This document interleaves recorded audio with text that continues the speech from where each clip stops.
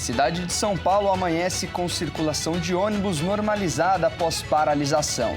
E você vai ver também. Não façam isso. Não. Deputado federal Glauber Braga foi retirado à força da cadeira da presidência da Câmara. E ainda, Câmara aprova projeto que reduz penas de Bolsonaro e condenados por tentativa de golpe. Essas e outras notícias você acompanha agora no Redação Hit.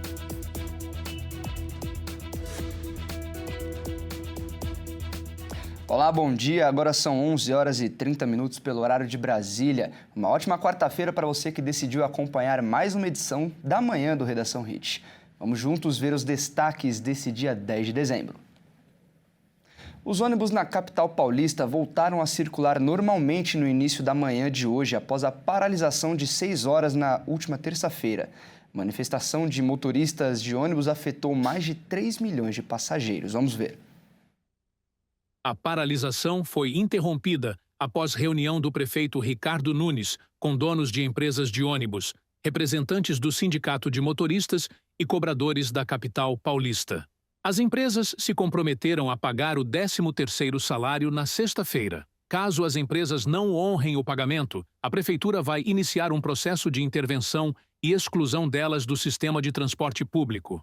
Todos foram chamados para discutir as causas da paralisação, o impacto sobre a operação e as medidas necessárias para retomar o serviço e evitar novos transtornos aos passageiros. Em nota, o Sindimotoristas informou que ficou acertado que as empresas de ônibus terão que providenciar o pagamento do Vale-Refeição nas férias relativo aos meses de setembro, outubro e novembro, bem como o 13º salário dos trabalhadores, até o dia 12 de dezembro. A SP Trans informou que a operação está normal nos 31 terminais e 40 garagens de ônibus. E uma grande confusão aconteceu na Câmara dos Deputados. O deputado federal Glauber Braga foi retirado à força da mesa da diretoria por policiais legislativos. Horas antes, Mota havia anunciado que colocaria em votação ainda neste ano a cassação do mandato de Braga. A Câmara dos Deputados foi cenário de uma situação caótica nesta terça-feira, quando o deputado federal Glauber Braga fez um protesto e ocupou a cadeira da presidência da Casa para tentar impedir a votação da cassação do mandato dele. Ele é acusado de quebra de decoro parlamentar por agredir um militante do Movimento Brasil Livre, em abril de 2024. O deputado federal foi retirado à força da mesa diretora da Câmara dos Deputados por policiais legislativos. Ele teve até o terno rasgado. Na confusão, a deputada Célia Chacriabá chegou a cair. Sâmia Bonfim, deputada e mulher de Glauber, tentou evitar que ele fosse retirado. Após Braga dizer que não sairia da cadeira, os policiais legislativos começaram a esvaziar o plenário.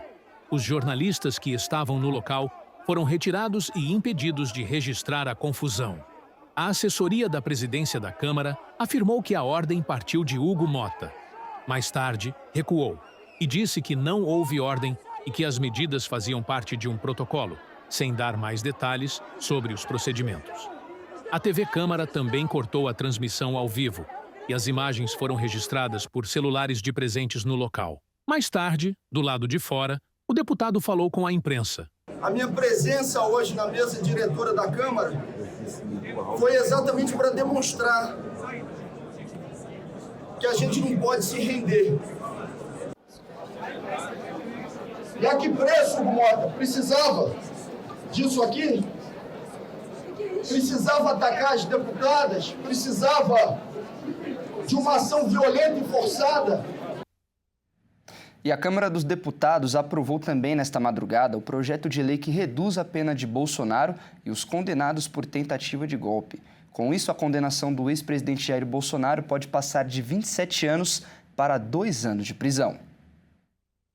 Por volta das 2h30 desta madrugada, a Câmara dos Deputados aprovou o projeto de lei que reduz as penas dos condenados por atos golpistas, incluindo o ataque de 8 de janeiro de 2023, quando apoiadores do ex-presidente Jair Bolsonaro invadiram e quebraram as sedes dos 3 poderes em Brasília. A proposta foi aprovada com 291 votos. a favor e 148 votos contra, além de uma abstenção. 72 deputados estavam ausentes. Se o projeto for aprovado também no Senado, Bolsonaro pode ter a pena reduzida e passar menos tempo na cadeia. Ele foi condenado a 27 anos e 3 meses de prisão, acusado de comandar um plano para dar um golpe de Estado e cumpre pena na sede da Polícia Federal em Brasília. O chamado PL da dosimetria prevê que a progressão de pena seja mais rápida do que a atual, permitindo a saída do regime fechado após cumprimento de 1/6 da pena. Atualmente, a lei exige cumprimento de 1/4 da pena. O presidente da Casa, Davi Alcolumbre, disse que o projeto da dosimetria deve ser votado até o fim do ano. Caso seja aprovado, o texto ainda passa pelo presidente Lula, que pode vetar a proposta integralmente ou em parte. E olha só, o ultraleve pilotado pelo prefeito de Barreiros, em Pernambuco, teve que fazer um pouso forçado na praia de Ipojuca, no Grande Recife, após uma falha mecânica. O prefeito Carlos Arthur Soares de Avelar, conhecido como Carlinhos da Pedreira, estava acompanhado de mais um passageiro. Eles haviam decolado do aeródromo Coroa do Avião, no litoral norte de Pernambuco, com destino ao aeródromo Herval, em Barreiros, que fica na zona da Mata Sul do estado. Durante o trajeto, os dois perceberam um problema na aeronave. O prefeito disse que escolheu um trecho da faixa de areia com poucas pessoas para tentar a aterrissagem. Felizmente, ninguém ficou ferido. E na última reunião de 2025, o Copom do Banco Central deve manter novamente a taxa básica de juros da economia estável. Se confirmada, essa será a 4ª manutenção seguida da Selic, na taxa mais alta em quase 20 anos. Esta será a última reunião do ano do Comitê de Política Monetária do Banco Central do Brasil e o grupo deve manter a taxa básica de juros da economia inalterada em 15% ao ano. Os economistas do mercado financeiro apostam na manutenção do juro no maior patamar em quase 20 anos. Se confirmada, esta será a 4ª manutenção seguida da taxa Selic. A taxa básica de juros da economia é o principal instrumento do Banco Central para tentar conter as pressões inflacionárias, que têm efeitos, principalmente, sobre a população mais pobre. Para definir os juros, a instituição atua com base no sistema de metas. Se as projeções de inflação estão em linha com as metas, é possível baixar os juros. Se estão acima, o Copom tende a manter ou subir a Selic. Desde o início deste ano, com o início do sistema de meta contínua, o objetivo foi fixado em 3% e será considerado cumprido se a inflação oscilar entre 1,5% e 4,5%. Com a inflação ficando 6 meses seguidos acima da meta em junho, o BC teve de divulgar uma carta pública explicando os motivos de não reduzir os juros. Ao definir a taxa de juros, os economistas olham para o futuro, ou seja, para as projeções de inflação, e não para a variação corrente dos preços, ou seja, dos últimos meses. Isso ocorre porque as mudanças na taxa Selic demoram de 6 a 18 meses para ter impacto pleno na economia. Com isso, neste momento, por exemplo, a instituição já está mirando na meta considerando o 2º trimestre de 2027. Nesta semana, a maioria dos economistas do mercado financeiro deixou de acreditar que o início do processo de corte da taxa básica de juros terá início em janeiro de 2026. A maioria das instituições financeiras consultadas ainda aposta que o início do ciclo de redução do juro vai começar só em março, quando a taxa seria reduzida para 14,5% ao ano. E a Caixa Econômica Federal anunciou que clientes poderão novamente contratar mais de um financiamento imobiliário ao mesmo tempo, usando recursos do Sistema Brasileiro de Poupança e Empréstimo. Vamos conferir. Essa possibilidade estava suspensa desde novembro de 2024. Na época, a Caixa criou uma regra que impedia clientes com um financiamento habitacional ativo, incluindo seus cônjuges, independentemente do regime de casamento, de contratar um novo crédito imobiliário no banco. Durante os 13 meses em que a restrição esteve em vigor, a Caixa tentou equilibrar a forte procura por financiamentos com a falta de recursos disponíveis no sistema brasileiro de poupança e empréstimo. Na prática, havia muita demanda por crédito, mas pouco dinheiro no sistema para atender a todos. Com a nova decisão, essa restrição foi eliminada. Agora, os clientes podem contratar mais de um financiamento pelo Sistema Brasileiro de Poupança e Empréstimo. Segundo a Caixa, a mudança atende à demanda do mercado e amplia as oportunidades tanto para famílias que querem comprar imóveis quanto para investidores. A mudança anunciada pela Caixa integra um pacote de medidas do governo, divulgado em outubro, para facilitar o acesso ao crédito e impulsionar a construção civil. Entre as ações estão o aumento do limite de financiamento pelo Sistema Brasileiro de Poupança e Empréstimo e pelo Sistema Financeiro da Habitação, a alteração nas regras de compulsórios do BC e a ampliação do uso de recursos do FGTS para imóveis pelo Sistema Financeiro Imobiliário. E você vai ver a seguir: o governo federal lança pacote de medidas para microempreendedores. E antes do intervalo, na sua tela, imagens ao vivo do litoral paulista, Guarujá. Os termômetros marcam 29 graus. Redação Hit volta em instantes.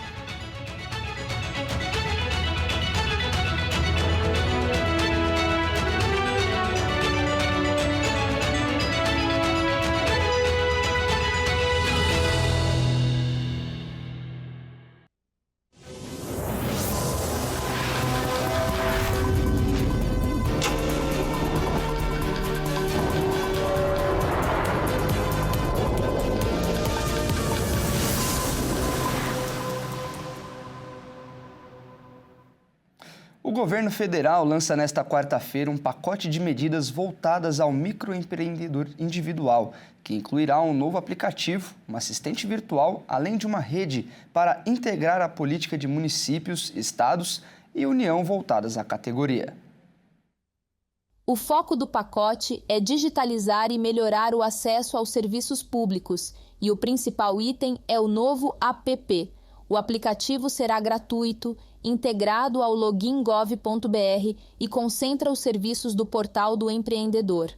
Os serviços do app são emissão de documentos, consulta ao domicílio tributário eletrônico, novas opções de pagamento do DAS, acompanhamento da situação fiscal e atalhos para formalização, emissão de NFE e regularização de pendências, e a consulta e alteração de dados.